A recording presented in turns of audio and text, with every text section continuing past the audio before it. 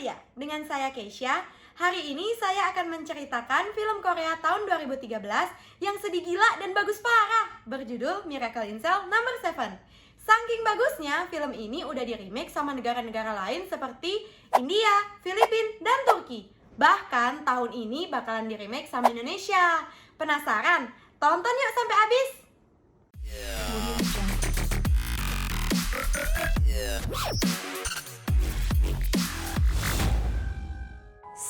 Film ini bercerita tentang seorang ayah berketerbelakangan mental bernama Lee Yong-gu. Ia memiliki seorang putri berumur 6 tahun bernama Yesung. Walaupun mereka hidup miskin, mereka bahagia akan keberadaan satu sama lain. Si Yesung ini ngefans parah sama Sailor Moon, dan dia pengen banget punya tas Sailor Moon. Tiap-tiap hari, Yesung sama ayahnya berdiri di depan toko cuma buat ngeliatin tas Sailor Moon. Satu kali, si ayah bilang kalau besok Yesung bisa beli tas Sailor Moon itu karena si ayah bakal gajian. Otomatis Yesung seneng dong. Tapi tiba-tiba ada yang beli tas Sailor Moon itu, dan kebetulan di toko itu tinggal satu. Karena keterbelakangan mental sang ayah, ia langsung masuk ke toko dan berusaha merebut tas tersebut. Katanya, ini punya Yesung, punya Yesung. Pembeli yang tidak terima akan keadaan tersebut langsung memukuli si ayah. Singkat cerita, mereka pun pulang tanpa membawa apa-apa. Si ayah berjanji pada Yesung akan membelikan tas itu sebagai hadiah Yesung masuk sekolah. Padahal Yesung merasa nggak apa-apa nggak punya tas Sailor Moon. Si Yesung ini cukup pintar buat anak seusianya karena dia bantu urusin ayahnya, seperti mengingatkan untuk makan nasi, membenarkan pakaiannya, dan mereka punya kebiasaan ketika mereka berpisah, Yesung akan menghitung 1, 2, 3 dan ayahnya akan berbalik dan mereka berdua melakukan gerakan konyol. Nah, ayahnya ini bekerja sebagai tukang parkir di supermarket bernama Happy Mart. Hari itu dia lagi duduk sambil ngitung uang dan si gadis kemarin yang beli tas Sailor Moon mendatangi si ayah. Si gadis itu mau ngasih tahu si ayah kalau ada toko lain yang menjual tas yang sama. Terhalang kaca, si ayah ini kayaknya nggak seberapa dengar yang dibilang si gadis. Pokoknya dia lihat tas Sailor Moon, dia bilang, Sailor Moon, Sailor Moon. Dan dia langsung ngikutin si gadis. Di tengah perjalanan ke toko, terjadi sebuah insiden yang dilihat oleh seorang tante. Lalu si ayah ditahan di kantor polisi. Ternyata gadis itu adalah anak dari komisaris polisi. Keesokan harinya si ayah diminta untuk melakukan reka ulang kejadian. TKP sudah dipenuhi dengan banyak orang karena berita tersebut sudah viral. Sementara reka ulang kejadian, si ayah menjelaskan apa yang ia lakukan. Pertama, si ayah menekan dada si gadis, kemudian memukul-mukul pipinya dan memberinya nafas buatan. Lalu si ayah membuka celana si gadis untuk melancarkan peredaran darah. Namun, hal itu sengaja disalahartikan oleh polisi sebagai pelecehan seksual. Bahkan, lebih parahnya lagi, para polisi menyuruh sang ayah untuk membuka celananya sendiri. Si ayah nolak dong, orang dia nggak ngelakuin itu. Polisi maksa dengan bilang, lakuin aja supaya kamu bisa cepat ketemu Yesung. Dikarenakan keterbelakangan mentalnya, ditambah rasa cemasnya terhadap Yesung yang sendirian, si ayah pun melakukannya. Hal itu bikin keadaan jadi heboh banget dan si ayah dijebloskan ke dalam penjara. Sedangkan Yesung masuk ke panti asuhan. Di penjara, si ayah bertemu kepala sipir. Kepala sipir yang tahu akan kejahatan si ayah sangat benci kepada si ayah. Karena anak satu-satunya kepala sipir dibunuh oleh seorang napi. Si ayah pun dipukuli oleh kepala sipir. Si ayah dijebloskan ke dalam sel nomor 7. Di sana ia bertemu 5 orang napi lainnya. Bong-sik, pencopet, Chun-ho, penipu, Man-bom, pezina, leader, gangster, dan kakek So, penipu. Si ayah disuruh melakukan perkenalan dan ketika mereka mengetahui kejahatan yang dilakukan si ayah, yaitu memperkosa dan membunuh anak kecil. Di situ si ayah dipukuli lagi.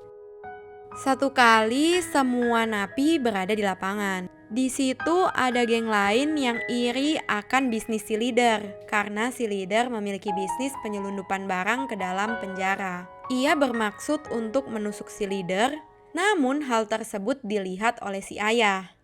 Si ayah langsung berlari menyelamatkan si leader, tetapi jadinya si ayah yang tertusuk. Nah, karena hal itu si leader jadi merasa berhutang terhadap si ayah dan bertanya apa yang ayah butuhkan.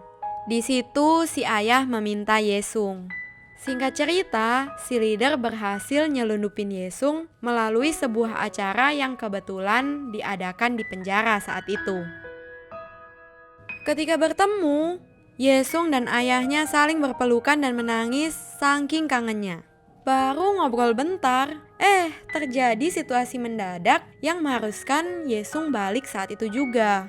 Yesung protes dan gak mau balik. Di situ terjadilah tawar-menawar, tapi malah membuat Yesung ketinggalan bus. Yesung pun harus tinggal di penjara.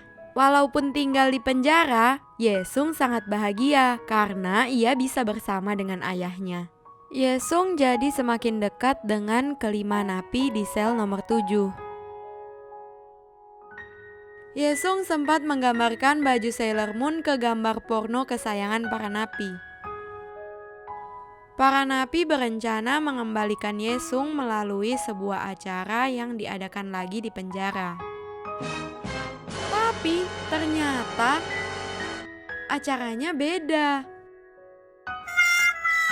Sepandai-pandainya para napi menyembunyikan Yesung, akhirnya ketahuan juga oleh kepala sipir. Yesung harus balik ke panti asuhan dan si ayah dikurung dan diisolasi. Pada malam hari, terjadi kebakaran di penjara yang disebabkan oleh salah satu napi. Di situ para napi disuruh evakuasi ke lapangan. Namun, kepala sipir malah terjebak dalam suatu ruangan. Si ayah yang melihat hal tersebut, tanpa memikirkan nyawanya, langsung berlari untuk menyelamatkan kepala sipir. Keesokan harinya, ketika kepala sipir tersadar, dokter memberitahu kepala sipir jika bukan karena si ayah, nyawa kepala sipir pasti sudah melayang. Di situ si dokter nyeletuk, apa benar orang yang sebaik itu tega bunuh dan perkosa anak kecil? Di situ kepala sipir mulai ragu. Suatu kali Yesung jatuh sakit dan dijenguk oleh kepala sipir. Di situ pengurus panti mengatakan bahwa mereka tidak bisa lagi untuk menerima Yesung. Ia juga bilang bahwa ada panti lain yang bisa menerima Yesung, tapi terletak di desa yang jauh. Yesung yang mendengar itu meminta kepada kepala sipir untuk tidak membuatnya lebih jauh lagi dari ayahnya. Bahkan ia memohon untuk ditangkap saja dan dijebloskan ke dalam penjara bersama ayahnya. Melihat hal itu, kepala sipir jadi iba. Ia pun membantu mengurus Yesung dan meletakkan Yesung di sel nomor 7. Ia juga mengantar jemput Yesung ke sekolah dan ke penjara. Ia semakin ragu dan akhirnya memutuskan untuk menyelidiki sendiri kasus dari ayah Yesung dan menemukan bahwa ayah Yesung tidak bersalah. Kepala sipir pun pergi menemui komisaris untuk menjelaskan. Namun komisaris tidak peduli. Ia ingin ada seseorang untuk disalahkan atas kematian anaknya. Di sisi lain, Yesung semakin akrab dengan kelima orang napi. Yesung yang mengetahui bahwa si leader tidak bisa membaca pun mengajarinya membaca. Yesung juga membantu Bongshik untuk berbicara dengan istrinya yang baru saja melahirkan dengan cara meminjaminya handphone yang ia pinjam dari temannya. Hari persidangan akhir semakin dekat. Kelima napi yang mengetahui betapa baiknya si ayah bertekad untuk membantu si ayah dalam pengadilan. Mereka pun menyelidiki kejadian sebenarnya. Disitulah diketahui bahwa hari itu si gadis jatuh karena terpleset es dan tertimpa batu sehingga meninggal. Dan yang dilakukan oleh si ayah adalah melakukan nafas buatan. Mereka pun membuat pertanyaan yang kira-kira akan ditanya di pengadilan beserta jawabannya, dan si ayah disuruh untuk menghafalkannya. Lalu mereka membuat role play untuk memastikan si ayah sudah siap untuk pengadilan. Udah bagus dan udah siap banget, tiba-tiba pengacara si ayah datang.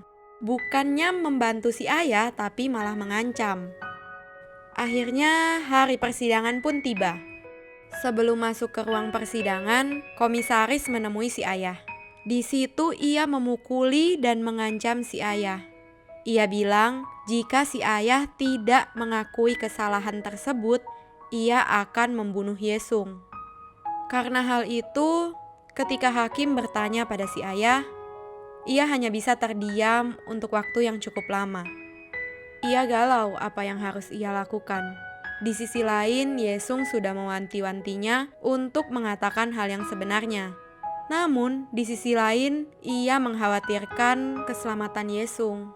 Setelah beberapa kali didesak oleh hakim, si ayah pun menjawab, "Iya, aku melakukannya." Di situ ruang pengadilan menjadi sangat heboh. Banyak orang yang protes karena tindakan itu sangat bejat. Kepala sipir juga protes karena ia tahu apa yang sebenarnya terjadi. Ia tahu bahwa si ayah tidak membunuh siapapun. Di tengah keriuhan ruangan pengadilan, hakim pun mengetok palu dan menjatuhi si ayah hukuman mati. Kelima napi yang tidak terima akan hal tersebut mengajak seluruh napi untuk menyelamatkan si ayah. Mereka berniat membuat balon udara agar si ayah bisa melarikan diri dari penjara. Hari pelarian itu bertepatan dengan acara Natal yang diadakan di penjara. Acara tersebut mendukung pelarian ini karena dibuat sedemikian rupa agar tidak ada yang sadar bahwa ini merupakan sebuah pelarian. Di halaman sudah disiapkan sebuah balon udara dan dibuat seakan-akan itu adalah bagian dari acara. Akhirnya, Yesung dan ayahnya menaiki balon udara tersebut dan balon udara itu diterbangkan. Melihat senyum bahagia Yesung dan ayahnya, semua orang yang ada di situ ikut berbahagia. Bahkan, kepala sipir sepertinya tahu rencana pelarian ini. Tapi ia malah bahagia melihat si ayah bisa bebas dari hukuman mati. Balon udara pun semakin terbang tinggi dan hampir melewati pagar pembatas penjara.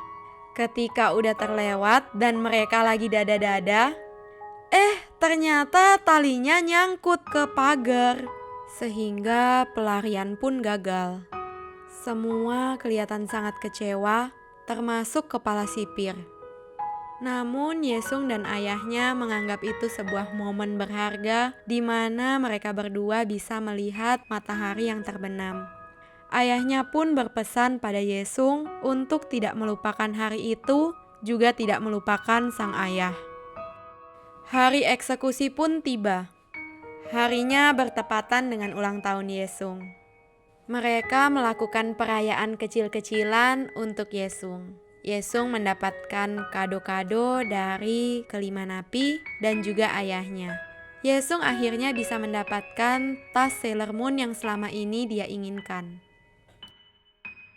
Yesung berlutut sambil berterima kasih kepada sang ayah. Kemudian mereka saling berpelukan dan seluruh isi sel menjadi terharu melihatnya. Sebelum pergi, sang ayah mengucapkan terima kasih pada temannya di sel nomor 7. Yesung dan sang ayah berjalan bergandengan ke pintu gerbang. Yesung yang tidak tahu bahwa itu saat terakhir ia akan melihat ayahnya, masih bisa tersenyum bahagia. Baju sang ayah dipenuhi coretan teman-teman selnya yang bertuliskan "Kami mencintaimu". Di situ mereka kembali berpelukan dan sang ayah ingin menggendong Yesung untuk terakhir kalinya. Yang Yesung tahu ayahnya hanya akan pergi ke tempat yang lebih baik. Di situ Yesung berpesan untuk tidak mengkhawatirkan dirinya jika ayahnya sudah pergi ke tempat yang lebih baik. Dan Yesung berjanji akan mengunjungi ayahnya dengan membawa nilai-nilai sekolah yang bagus. Yesung memberi ucapan selamat Natal kepada sang ayah, dan hal itu bertepatan dengan pintu gerbang yang dibuka oleh sipir. Di situ sang ayah sadar bahwa waktunya bersama Yesung semakin menipis. Ia pun memeluk Yesung sambil menangis. Sebelum berpisah, sang ayah masih berusaha tegar dan menghibur Yesung dengan gerakan konyolnya. Seakan tersadar itu saat terakhir ia melihat Yesung, pertahanannya pun runtuh dan ia jatuh lemas. Seperti kebiasaannya, Yesung menghitung 1, 2, 3, namun sang ayah tidak berbalik. Yesung menghitung lagi, 1, 2, 3. Dan sang ayah tetap belum berbalik. Di situ Yesung sadar seakan ada sesuatu yang salah, dan ia mulai berteriak memanggil sang ayah. Ayah, ayah! Ketika si ayah mendengar suara Yesung, ia langsung berlari dan memeluk Yesung. Di situ ia meminta tolong dan mengakui bahwa ia bersalah. Ia berteriak-teriak meminta maaf kepada seluruh orang yang ada di situ. Sayang, tidak ada seorang pun yang bisa menolongnya. Yesung jadi ikutan menangis dan meminta ayahnya untuk tetap tinggal di penjara itu saja.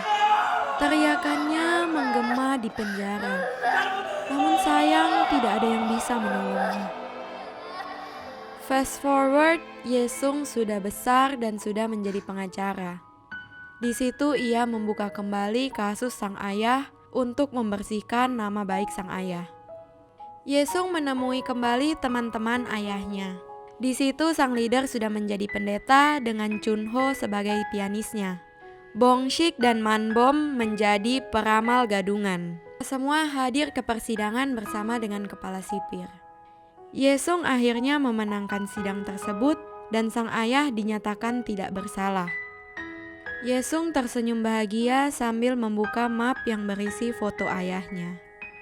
Setelah memenangkan persidangan, Yesung melihat balon kuning yang tersangkut di pagar penjara. Ia pun teringat akan saat ia dan ayahnya tersangkut di pagar penjara. Di situ Yesung seakan melihat ayahnya yang mengatakan bahwa ia mencintainya. Yesung pun membalas dengan "Aku mencintaimu, ayah."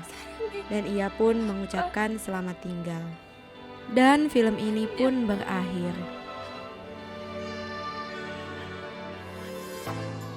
Jujur awalnya sempat bingung sih, soalnya judulnya kan Miracle in Cell nomor 7. Tapi sampai akhir gak ada keajaiban apapun. Toh ayahnya juga akhirnya dihukum mati. Tapi setelah aku pikir-pikir, ternyata keajaibannya itu terdapat di si ayah dan si Yesung, di mana mereka dapat mengubah atmosfer sel penjara menjadi penuh kehangatan dan kebahagiaan. Walaupun si ayah memiliki keterbelakangan mental, namun ia menyayangi Yesung dengan sepenuh jiwa dan raganya. Yesung pun demikian. Bahkan hingga Yesung dewasa, ia terus mengingat sang ayah dan bertekad untuk menjadi pengacara demi membersihkan nama baik sang ayah. Nah, gimana nih guys menurut kalian? Sedih nggak? Kalau aku sih udah 7 kali nonton, 7-7-nya nangis terseduh-seduh. Share ya ke teman kalian, biar kalian bisa sedih bareng. Buat video selanjutnya ceritain film apa ya? Kasih saran di kolom komentar dong. Jangan lupa like and subscribe. Dan sampai jumpa di video selanjutnya. Dah.